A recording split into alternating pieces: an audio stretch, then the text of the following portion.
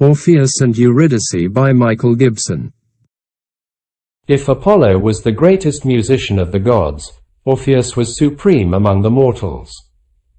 It was music from Orpheus's lyre which saved all but one of the Argonauts from the temptation of the sirens. As a result, his fame had spread far and wide over the land of Thrace, where his father was king. Orpheus was also a poet, whose inspiration came from the 9 Muses, and a singer. At court, the people would listen spellbound as he sang the great sagas of his country, plucking the strings of his instrument in soft accompaniment. At times he would wander out into the countryside, playing as he went. The birds and wild beasts that roamed there would draw close to listen and to follow him. Even the trees swayed in time to the tunes he played. It was while he was strolling alone through the woods that he met the beautiful dryad Eurydice and brought her back to the palace, to be his wife. The dryads were nymphs of the trees and woods. Sometimes, when she was tired of her busy life at court, Eurydice would visit her former companions. They would sit on a grassy bank while she told them about her strange new life, where there were hard, paved streets instead of the soft turf of the forest, and stone houses and temples instead of groves of trees. If Orpheus was with her, the nymphs would dance and sing as he played to them. At other times, Eurydice used to walk by herself through the woods, enjoying the dappled light which shone down through the leaves above her and listening to the songs of the birds. She would stoop to pick the pink and mauve cyclamen and wood sorrel which grew beneath the trees and make garlands of their blossoms for her hair. Sometimes she would rest on the bank of a stream and watch butterflies dancing over the water. In the winter months she loved the fallen leaves under her feet and would pause to run her hand over the rough bark of her beloved trees. At times it snowed in that part of Greece. When this happened, Eurydice could see clearly the tracks of rabbits, hares, deer, and the larger beasts which preyed on them. Everything Michael Gibson about her would be white. The familiar woods looked strange yet somehow even more beautiful. All around was silent. Even the birds would stop singing. If, in the silence, a small gust of wind sent snow slithering down from the bare branches, Eurydice would start nervously. One bright, warm summer's day when the sun was shining, she was watching a deer feeding in a grassy clearing when suddenly its ears pricked up and it raised its head. For a moment it stood like this, and then like a shadow it slipped away. A tall man whom Eurydice had never seen before strode from the trees into the clearing. He was handsome, but there was a cruel glint in his eyes which she did not like. He carried a bow and arrows across his back and stopped when he saw the girl standing there. "I have heard of the nymphs of the Thracian woods, but you are the first I have seen," he said. "Everything that people say of their beauty is true if you are one of them." Eurydice was not vain and did not like to hear such flattery from a stranger. "I thank you, sir," she said, "but I suggest that you go on your way, for I have no wish to be disturbed. You may be beautiful, but by the gods you have a sharp tongue."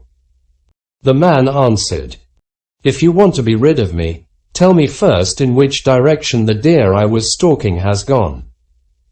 You must have seen it, for it came through here." Eurydice shook her head. "No, sir," she said. "That I cannot tell you. It was too pretty to die." The man frowned. "A nymph you may be, but, by thunder, even the fairest nymphs do not defy a god. Tell me, I say." Stubbornly Eurydice shook her head. "A god you may be," she said, "though I somehow doubt it, for if you were you would not behave so rudely. Take care how you speak to me, for my husband is the king's son and will not take kindly to someone who does not respect his wife." The stranger threw back his head and laughed. "The wife of Orpheus, the poet and singer," he exclaimed. "I have heard he loves music more than battle. You threaten me with him." Clearly you do not know who I am. No, sir, Eurydice said, more calmly than she felt. I do not, and I do not wish to. Nevertheless I will tell you, said the stranger. Perhaps it will humble your proud spirit a little. I am Aristos, the god of hunters. Then you should be more gentle, answered Eurydice, for was not your own mother the nymph Cyrene? I have heard the Orpheus and Eurydice story of how she was carried off from her home by Apollo and bore his son. Gentle. Yes, my mother was gentle. But I learned from my father, the great Apollo, to take what I want when I want it. The stranger paused and then added, gesturing to her, come here, I will have a kiss from Orpheus's wife, then we will see if he dares defy me. He strode forward, and Eurydice, terrified, turned and fled. Swiftly she ran through the trees, dodging first right then left. The low boughs brushed her face as she ran, and, where the trees grew less thickly, brambles tore at her tunic as if to hold her back. But his life as a hunter had made Aristos a fine athlete, and he ran as fast as she, crashing through thickets like a wounded boar. Eurydice could hear him behind her. Once she stumbled and thought that she would fall, but she regained her balance and ran on. Her eye echoed through the woods as she cried out desperately for help, but there was no one near to hear. The only answer was a cruel laugh from behind her. The chase continued through mossy clearings and over half-hidden streams of clear water where the fish swam unconcerned in the shadows under the banks. Eurydice's heart was pounding, but it seemed at last that she was drawing away from her pursuer. As the ground began to rise and the trees became fewer, Aristos's footsteps grew more faint. Presently, she scrambled upwards into the sunlight over a rock-strewn slope. At last the footsteps had ceased. Eurydice could not be sure that she had escaped, and she continued upwards until, at the summit of the higher ground, she threw herself down exhausted on a flat-topped rock. Below her and all around she could see the green tops of the trees. From here she would be able to see Aristos a long way away, so she decided to rest for a while. Eurydice saw no more of Aristos, and after a while she dozed in the hot sun.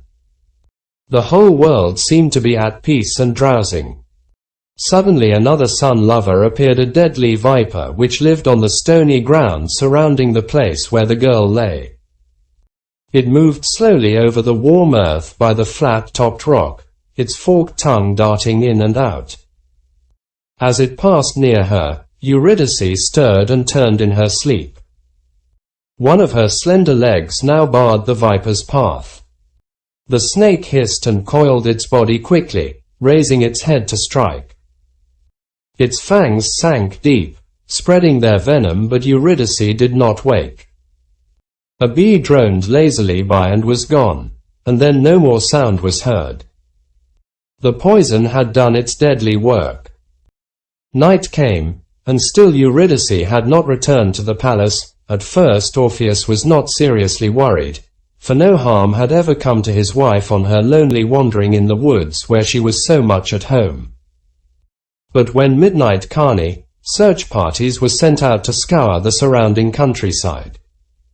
Their calls echoed through the trees as they searched.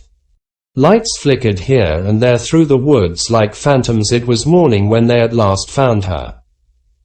Placing her body on a stretcher hastily made from saplings bound with creepers, the searchers carried her back to the palace with heavy hearts. Orpheus was inconsolable. His father tried to comfort him, but it was no use. Orpheus sat alone, playing sad tunes on his lyre and thinking only of his lost love.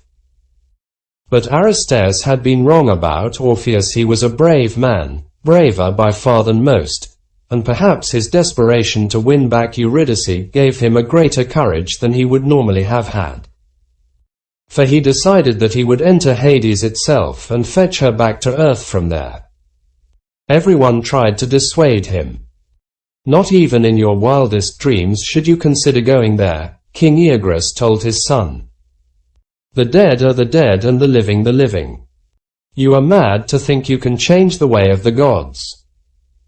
Those who go to the underworld can never return. Nevertheless, Orpheus set out, his lyre slung from his shoulder, his mind full only of Eurydice. He journeyed overland to Aeornum in Thesprotis, which borders the Ionian Sea. He had heard that a narrow passageway led from here, far beneath the earth, to the river Styre. The river was the only barrier to Hades itself. He found the passage and descended out of the sunlight into the gloom.